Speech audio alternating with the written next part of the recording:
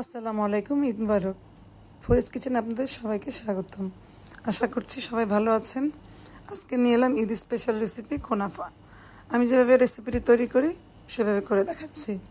আর এর জন্য প্রথমে নিয়ে নিয়েছি 250 গ্রাম পরিমাণ লাচ্ছা সেমাই, আর সাথে নিয়েছি 2 টেবিল চামচ পরিমাণ বাটার। আমি এই দুটাকে ভালোভাবে মিশিয়ে নিচ্ছি। ভালো মতো মিশিয়ে আমি সাইডে রেখে দিচ্ছি। আমি এখন কড়াইতে 1/2 লিটার পরিমাণ দুধ নিয়ে নিয়েছি আর চুলায় বসিয়ে দিচ্ছি।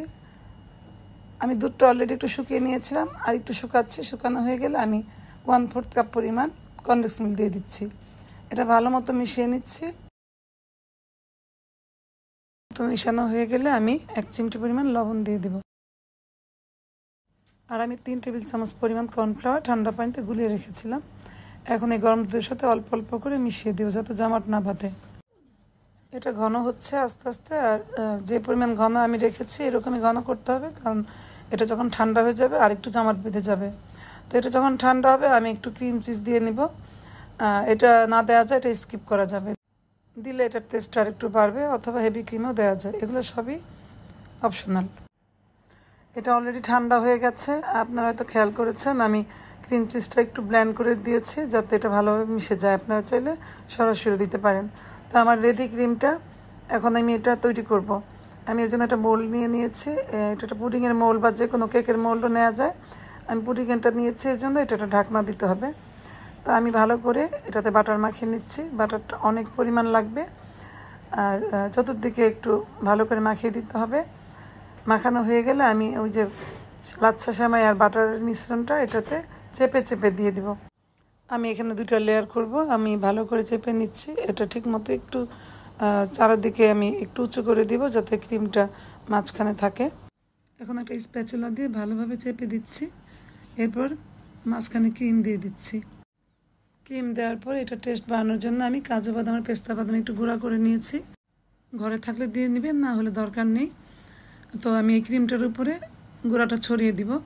এরপর দিয়ে দিব আবার লাচ্ছা সেমাই লেয়ারটা, তারপর দিব আবার ক্রিম, তারপর আবার বাদামের গুঁড়ো, তারপর আবার লাচ্ছা সেমাই। এইভাবে আমি 2বার লেয়ার করে নিচ্ছি। আমার লেয়ারটা হয়ে গেলে আমি আবার স্প্যাচুলা দিয়ে ভালো করে চেপে চেপে দিচ্ছি। এখন আমি এটা বেক করতে দিব। বেক করার জন্য এটা আমার রেডি। এখন যাচ্ছি চুলায়। আমি আগে থেকে চুলায় একটি হাঁড়িতে স্ট্যান্ড দিয়ে 5 মিনিট প্রিহিট করে নিয়েছিলাম। এখন আমি স্ট্যান্ডের উপরে বাটিটা বসিয়ে দিয়েছি, আর এটা আমি 20 মিনিট মিডিয়াম লো হিটে রাখবো। এখন ঢেকে দিচ্ছি। 20 মিনিট পরে ফিরে আসছি। আর আমি এটা দেখাইনি, আমি 1/2 কাপ পরিমাণ পানি আর 1/2 কাপ পরিমাণ চিনি জাল করে ঠান্ডা করে রেখেছি। মোল্ড থেকে কোনাফাটা বের করে নিয়েছি। আমি যেভাবে করেছি স্ক্রিনে দেখিয়ে দিয়েছি, এভাবেই করলে জিনিসটা পারফেক্ট থাকবে। এরপর ওটা হয়ে গেলে আমি চিনির শিরাটা দিয়ে নিচ্ছি, আর এটা আস্তে আস্তে চিনির শিরাটা অ্যাবজর্ব করবে। এরপর আমি একটু ডেকোরেশনের জন্য ওই পেস্তা বাদাম আর কাজু বাদামের গুঁড়োটা দিয়ে দিব। এটা যে যেভাবে চাই দিয়ে দিতে পারে। আমার কাছে স্ট্রবেরি ছিল, আমি এটাও একটু ইউজ করেছি। তো আমি এখন এটাকে ডিপ ফ্রিজে 2 থেকে 4 ঘন্টা রাখবো। এটা জমে যাবে, তখন আমার এটা স্লাইস করতে অনেক সুবিধা হবে।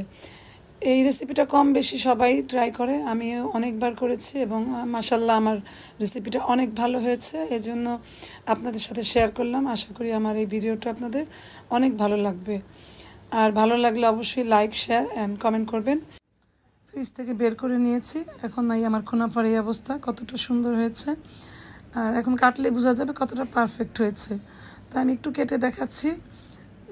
এটার লেয়ারগুলো একদম খুব ভালোভাবে দেখা যাচ্ছে। তো কি খুব সুন্দর হয়েছে না? খেতেও দারুণ। অবশ্যই বাসায় ট্রাই করবেন। নতুন কোনো ভিডিও নিয়ে চলে আসবে ইনশাল্লাহ। আল্লাহ হাফিজ।